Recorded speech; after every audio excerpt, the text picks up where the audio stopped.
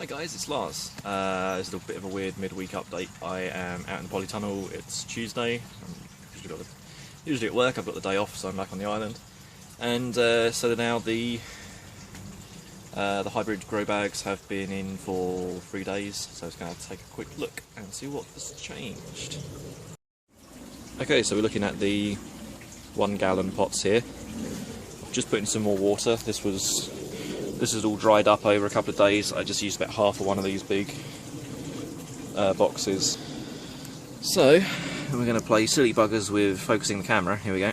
These are the kale. Some of these have woken up quite nicely. They were all looking a bit sad when I left them. This one here is not so happy. I might have broken the taproot off of that. There we go. Wow, camera focused. How cool is that? Okay. So, and these... nothing sprouting these are cabbage. They should sprout in about a week or so. But the tops of these are nice and moist.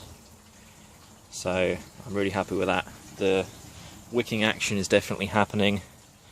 The sides are kind of they're not damp, but they're cool to the touch. Yeah, so this seems to be working really well. I'm really happy with that. So I've got another 100 metres of fabric. I'm going to make some more of those. So I'm probably going to make another 100 or so of these, and then another 100 of these, and then I'll see where it goes. The fabric that I used is 50 GSM ground, like weed control fabric. It's very lightweight. It's like a spun woven material. Focus. And I've just used normal polyester thread on these.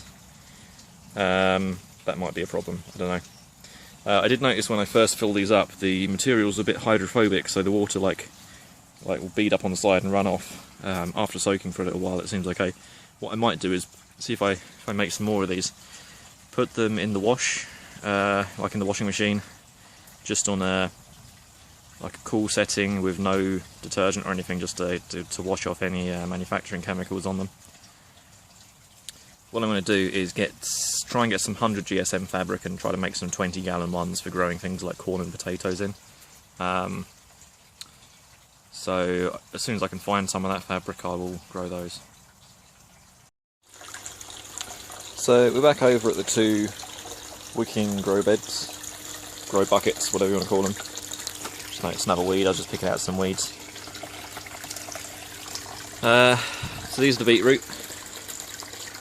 Kind of going slowly, but the second stages of leaves are starting to form on those. And this is the kale, which is doing much better.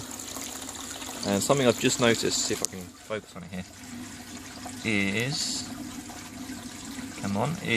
look at those worm castings. It seems the worms have been busy eating my seed packet, so I'm just going to leave that down there for them to eat.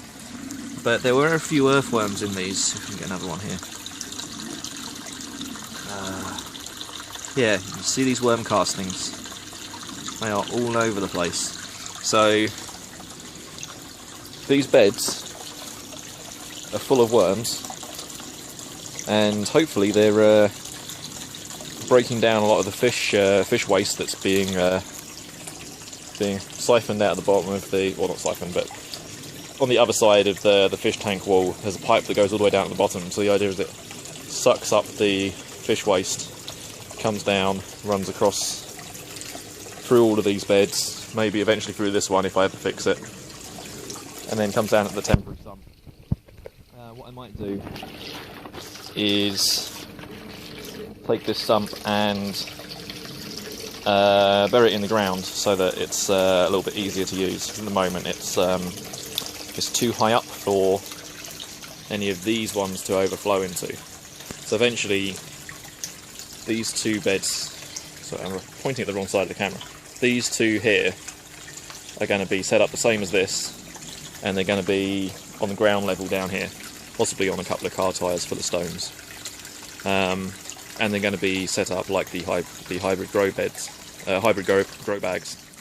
And basically what's going to happen is they're going to also get fed from this white tube which comes off the T-piece at the bottom here. So they're fed off the overflow, and they're going to siphon back into here, or drain into here, so there'll always be a few inches of water on the bottom.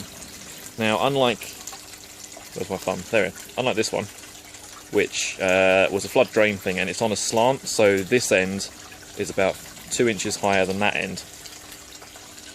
I'm going to have these level, so there's always going to be 1.5 inches of water in the bottom. And then that gives me a kind of a decent medium between the depth of water required for the 1 gallon and the 3.5 gallon grow bags. If you check out Larry Hall's YouTube site or his Facebook, there is a look-up table for bag size versus water depth, and it's 1 inch for the 1 gallon bags, and it's 2 inches for the 3 gallon bags, and it's 3 inches plus for the 20 gallon bags, which I don't have. So what I'm going to do is set it up at about 1.5 inches, and I've got the opportunity to put these on stones, or put 1/2 inch of stones in the bottom to reduce the amount of wicking. So then they'll all auto feed off of the overflow from the pond. And this whole area that I'm standing in right now, which is at the moment covered in crap and rubbish, is my old pot garden here, is going to be set up with like just 3 rows of these. So I'm going to have a row here, I'm going to have a row here, and a row here. And they're all going to go back into a drain that will go down into there. And then that's the winter garden set up, and it should be running nicely over the winter, while at the far end of the polytunnel down here, behind the pumpkin plant, I'm going to put in a big sump, which is going to be probably that tank there. And that's going to be buried in the ground and be the sump for the main system. So then as I expand the aquaponics all the way to the end of the polytunnel, I have plenty of sump size. This little temporary sump is not great. It's way too small. There's 2 instances. There's like kind of 2 fail cases for this. One is if all the power goes off, then the water can siphon back out through the pump tube into this and overflow. That's because the end of the hose back here is about 1 inch below the surface at the far end of the tank. It does have a couple of air holes drilled in it for a Venturi effect, so that's acting as a bubbler at the moment, oxygenating the main tank.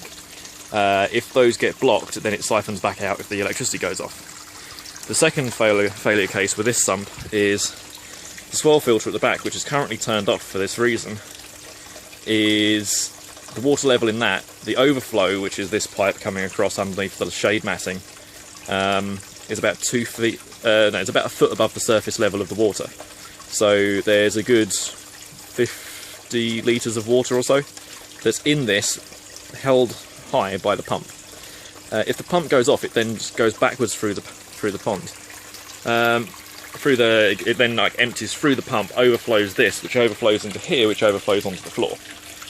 So what I'm going to do is put a non-return valve on the feed pipe for that, and that should fix that in the short term. Then in the long term, it will overflow into one of these buried in the ground, and it will be designed so that it auto fills to half full, and then it's got another 500 litres of space before it will overflow. So that's basically the plan there. Okay, so a quick word about the pumpkins, which are all up over the ceiling. These are still actively growing, even though it's now getting well into November. These are a heirloom variety called curry pumpkin, and so far they've not been doing particularly great, and I'm pretty sure that's because they're not self-pollinating. What it appears that I have is this plant that's in front of us now. This one is a male plant. It's only producing male flowers. I've not seen a single female flower on this entire plant. So great, that plant's completely useless. Look, this one is producing male flowers and female flowers, and but they don't self-pollinate. So what's happening is I'm having to use a bit of brush that I've made out of a pair of tweezers to transplant pollen from the male flowers to the female flowers from both plants. As you can see, we've started to get some pumpkins. There's one there, and then there's a slightly larger one there. and these are probably about 2 weeks old, so they don't seem to be growing too well. Other problems I've got is this brown mould stuff.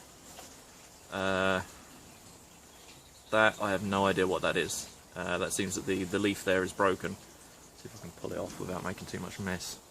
Where is it? This leaf here, it's actually still attached. So the leaf is still attached, but there's that. I don't know what that is. If anyone can identify that, that would be awesome. Okay, and there's one more pumpkin growing at the far end up here. Where are you? There. Okay, so I think if anyone can advise me more on this, that would be great. I think I've picked the wrong variety, basically, and we've got all sorts of problems with pollination. And it's the same story outside. On my outside ones, which are in the net tunnel on the other side of the wall there, I've only got one pumpkin growing, but that's now like kind of football sized. And the ones in the field have been a non-starter. We've now got horses in the field, which we didn't have when I made them. The field is over the back that way. So those have basically been trampled by the horses, and they're probably getting eaten by the horses, I don't know. So yeah, these seem to be doing okay. I've got like a burning around the edges of the lower leaves. If anyone can identify that as well, that would be great. The upper leaves all seem perfectly healthy, but the lower ones have got this burning on them. So yeah, that's that.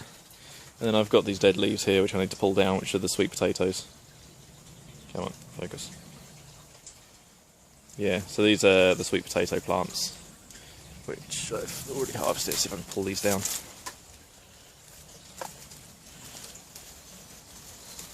Okay, so I'm going to go and pull these down and just clean up a little bit. Okay, great, thanks for watching. It's a very quick update, just to let you know how it goes. I should be back on the island again, probably Friday night, I don't know. So yeah, I'll do another video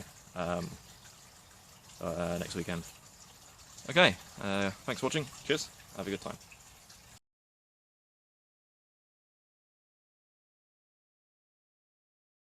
Every day we put our lives in the hands of others. We'll go to the store, we'll stop by a restaurant, and we'll exchange money for food. Some of us like to pay more attention to where that food comes from. We'll buy local produce or we'll buy organic produce.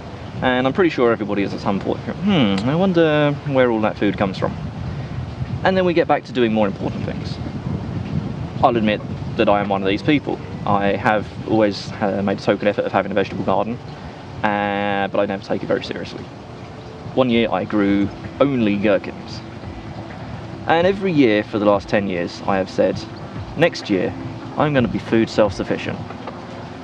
Well, now it's time for me to put my money where my mouth is. My name is Lars Islander, and for the year of 2015 I will be growing all of my own food. And I would love you to subscribe to my channel and join me on this crazy adventure.